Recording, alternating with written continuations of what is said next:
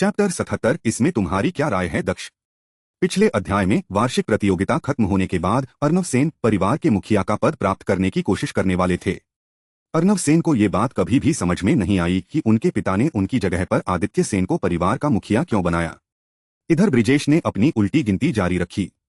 इस समय अनंत को ऐसा लगा कि वह अब किसी भी क्षण ब्रिजेश की अराजक ऊर्जा से बस कुचला ही जाने वाला था। और इससे पहले कि ब्रिजेश एक कह पाता, अनंत ने हार मान ली, जिसे देखकर सभी लोग आश्चर्यचकित रह गए।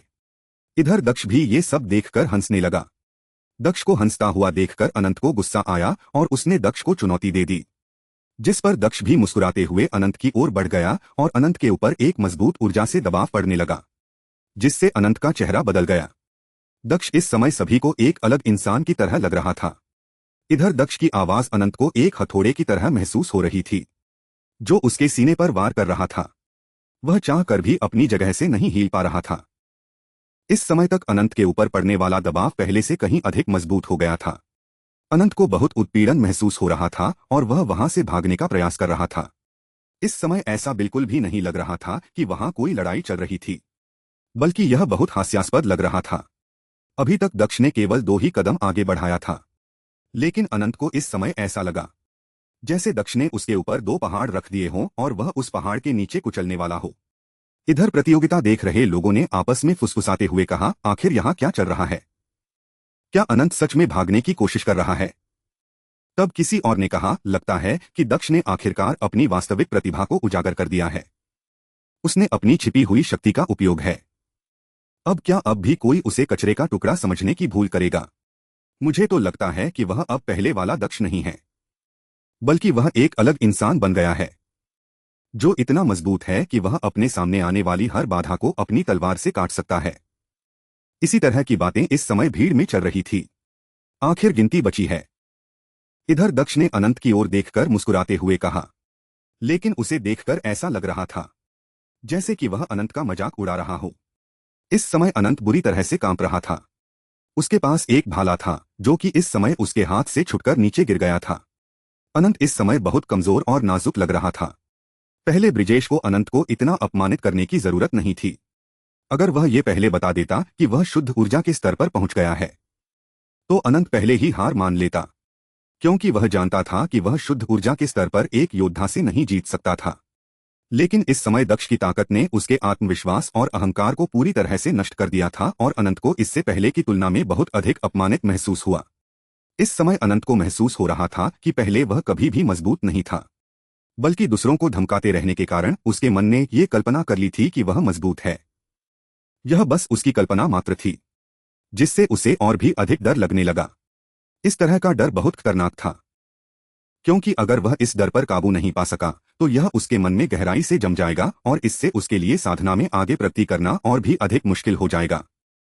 मैं हार मानता हूं, मैं हार मानता हूं। अनंत अब इस दबाव को और अधिक बर्दाश्त नहीं कर पाया और उसने तुरंत पहले की ही तरह जल्दबाजी में दक्ष से कहा।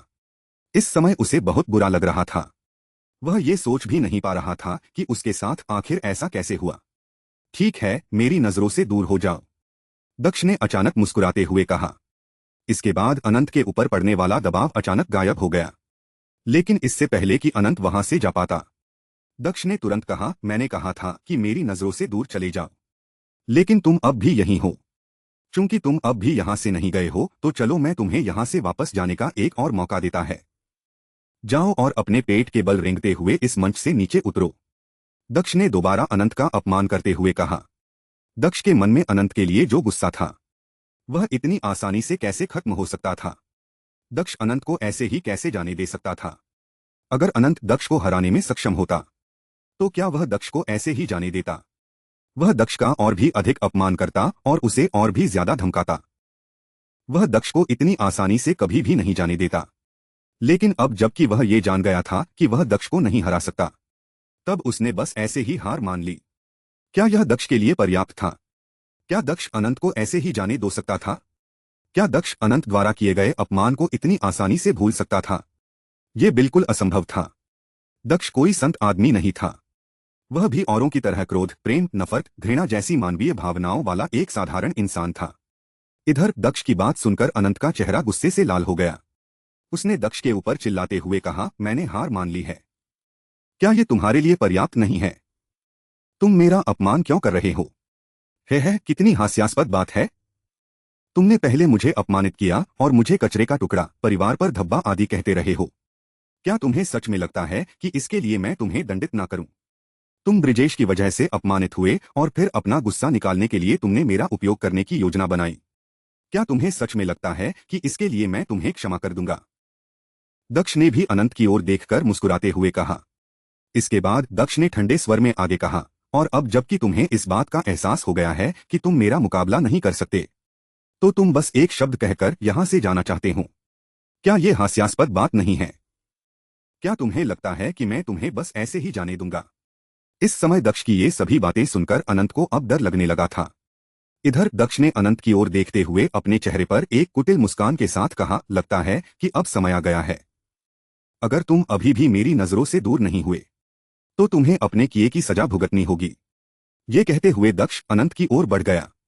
इधर दक्ष को अपनी ओर आता हुआ देखकर अनंत ने अपने दांत पीस लिए और फिर ना चाहते हुए भी वह दक्ष के कहे अनुसार जमीन पर अपने पेट के बल लेट गया।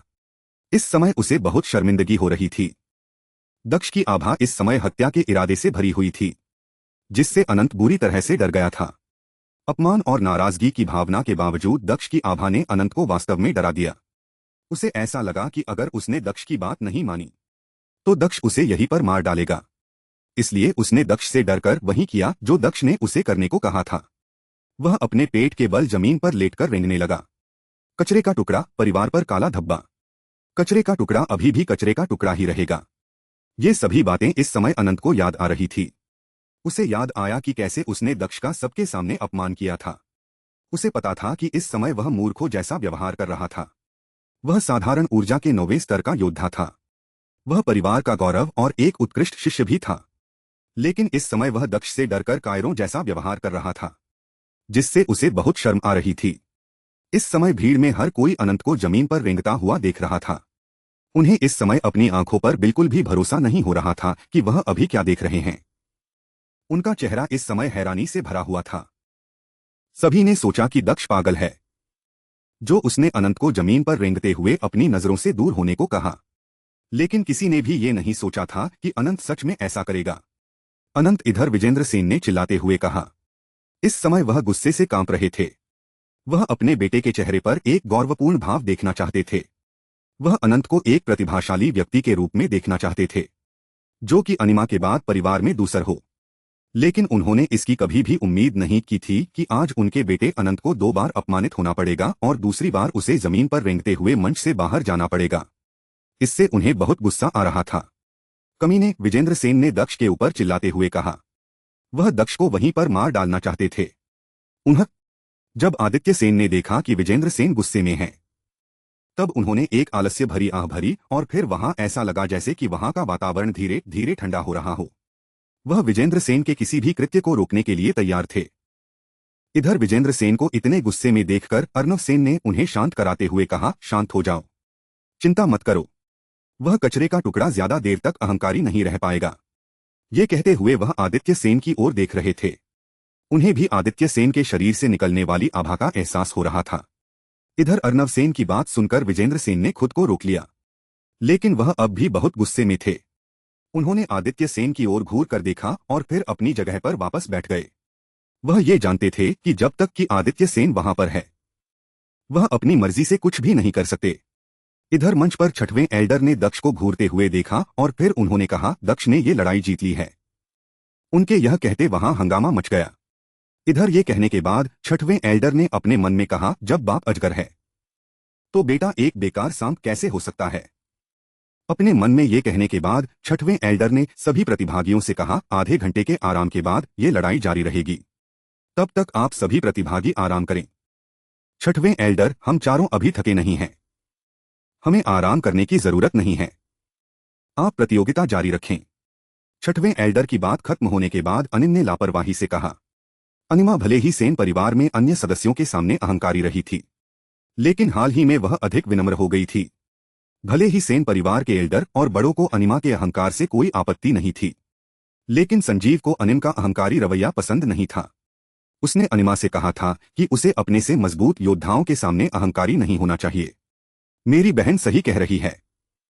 हम चारों थके नहीं हैं और लड़ाई जारी रखा सकते हैं। देवेन ने भी अनिमा का साथ देते हुए कहा। अनिमा और देवेन दोनों भाई बहन सेमीफाइनल में पहुंच गए थे। आज का दिन सेन परिवार में अर्नव सेन के लिए गौरव का दिन था। इससे उनके मुखिया बनने का सपना आसानी से पूरा हो सकता था। इधर अनिमा और देवेन की बात सुनकर छठवें एल्डर ने दक्ष की ओर देखते हुए कहा, इसमें तुम्हारी क्या राय है दक्ष?